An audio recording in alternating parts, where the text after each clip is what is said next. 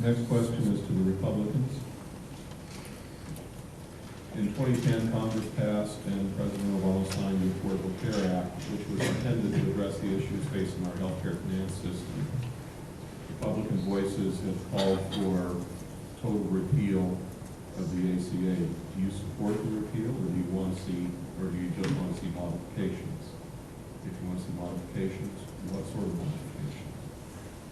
You know, to be honest with you, I'm not even sure where this conversation came of nationalizing our healthcare. You know, everyone's pushing that idea as if somehow that's the solution and end all of our problems. No, it's not. And I think I just talked about it a little bit ago. You know, when we look at the future of our country, we have our baby boomers retiring at a huge rate right now. We have a tremendous shortage of nurses. How does giving everyone access to a system that's already limited supply increase services to these people? It's not.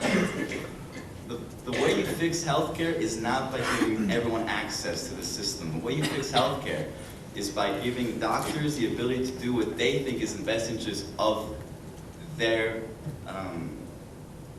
customer, who they're taking care of. Putting someone in Washington or someone in between you and your doctor is not going to improve the quality of your healthcare. Why don't we increase the doctors? Why don't we increase the nurses? Let's get some of these specialized hospitals so that, you know, you talk about making healthcare affordable. Well, these people that need specialized treatments, whether it's heart transplants or what have you, that's how we make it more affordable. By making these specialized areas, these centers focused on only one thing. That is how you're going to create better access and better ultimate healthcare for everyone here in the country. Aggie Solidarity?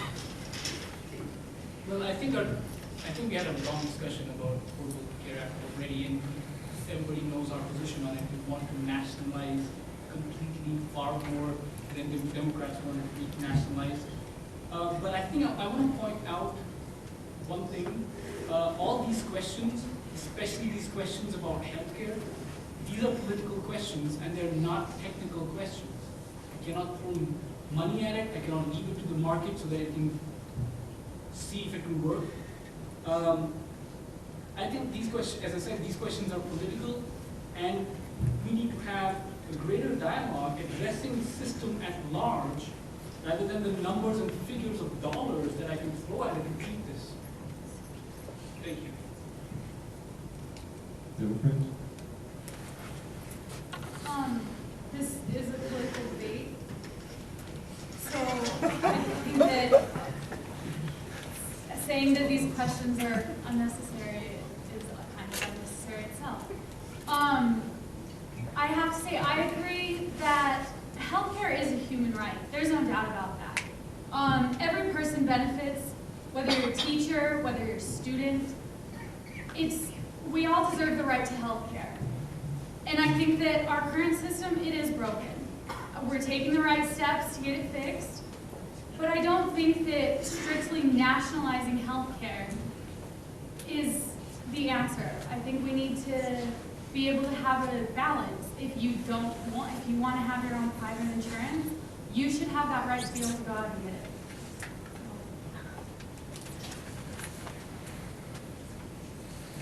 Republicans, no last word this time. You know, if nationalizing healthcare was such a great idea and if it actually really worked, then why did the Obama administration give so many exemptions to unions and private businesses? If the point of nationalizing healthcare is to reduce the cost to everyone by giving everyone access and forcing everybody on one system, then why create these exceptions? It's because it doesn't work. The only people benefiting from a system like this are the connected people in Washington. Those are the people that got the exemptions. That's my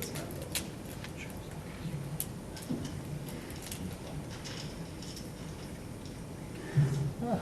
I have one more question, and we're going to turn it over to the audience. Start there with the Democrat. Which national presidential issues will affect New Mexico the most?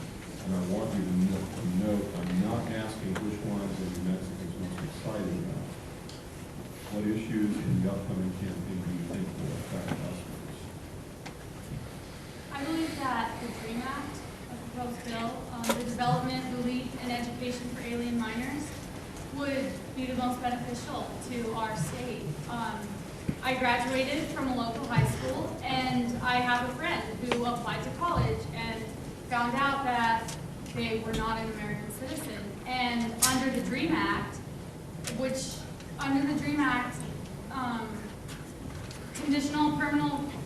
DREAM Act provides conditional permanent residency to certain illegal aliens if they have good moral character, they've graduated from high school, they arrived here in the U.S. as a minor, and they lived in this country for at least 5 years prior to the bill's enactment.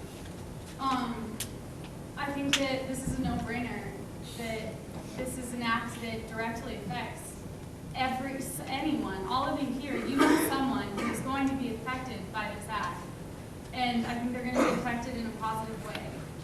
Because I don't think it's right that someone who can come here and live here and grow up as a member, as a citizen of the United States should be sent back because of something, a mistake that their parents ultimately made. Republicans? I think it's going to boil down to pretty much two issues. And the first one goes to people all over the country. Makes the economy stupid, as they like to say. Some of the people mentioned before that there's been some kind of growth here in the States. Well, you know, when you go from such a record-breaking amount of job losses, yeah, of course you're going to see some hiring, you know. It's inevitable. Those are the cycles of a capitalist system. But, you know, when it comes to the economy, the question is, again, and I touched upon this when I opened earlier, goes back to the lack of confidence in our administration. You know, businesses aren't hiring because they don't know what's going to happen a year from now. And that uncertainty prohibits them from hiring people. That's as simple as it gets. I think the second issue that I think is going to be big here in the state is immigration. You know, Obama, right as he got elected, you know, he promised Americans, Hispanics, everyone that he would fix immigration. What has he done? I don't need to tell you that I think the people of New Mexico don't forget the promises that he made to us. And I feel like he hasn't lived up to those promises. And it's going to be ultimately a reflection on his ability to fix the economy and to fulfill a promise that he made to us in terms of immigration. I think immigration is something that touches us very personally here as a state bordering Mexico. Thank you. Aggie Solidarity.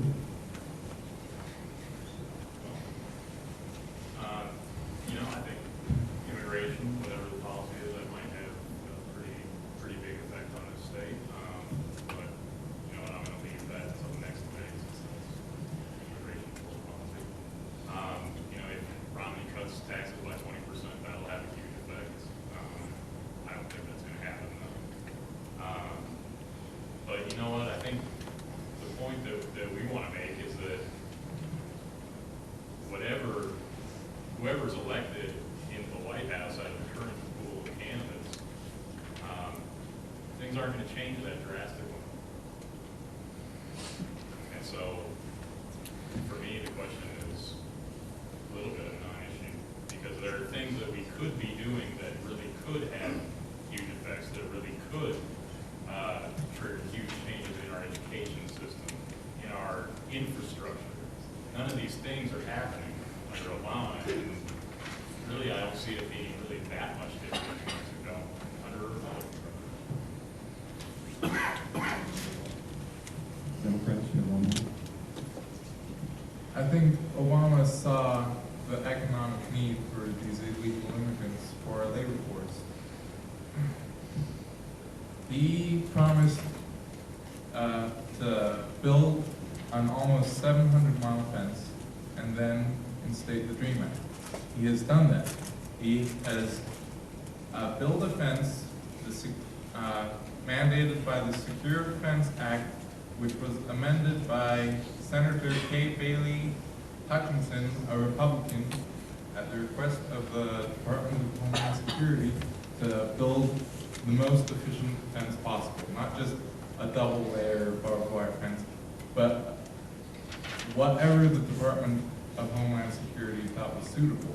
Vehicle barriers, electronic sensors, and so he has built the most efficient fence for the border, and now he's trying to get legislation through for the DMA.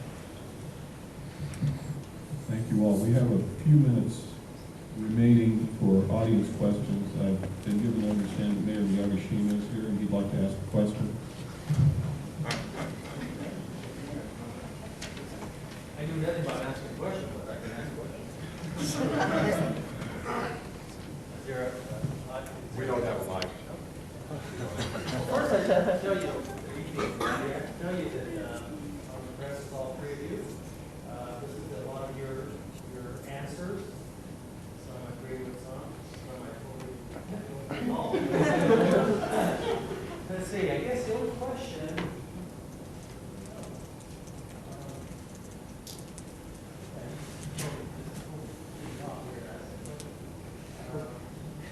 I was told that you wanted to ask. No, I was told I'm supposed to moderate. So. Oh.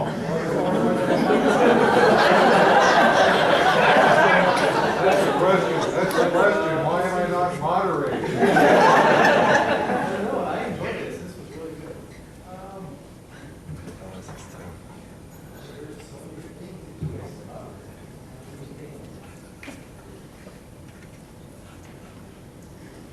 I guess the main question I would ask is,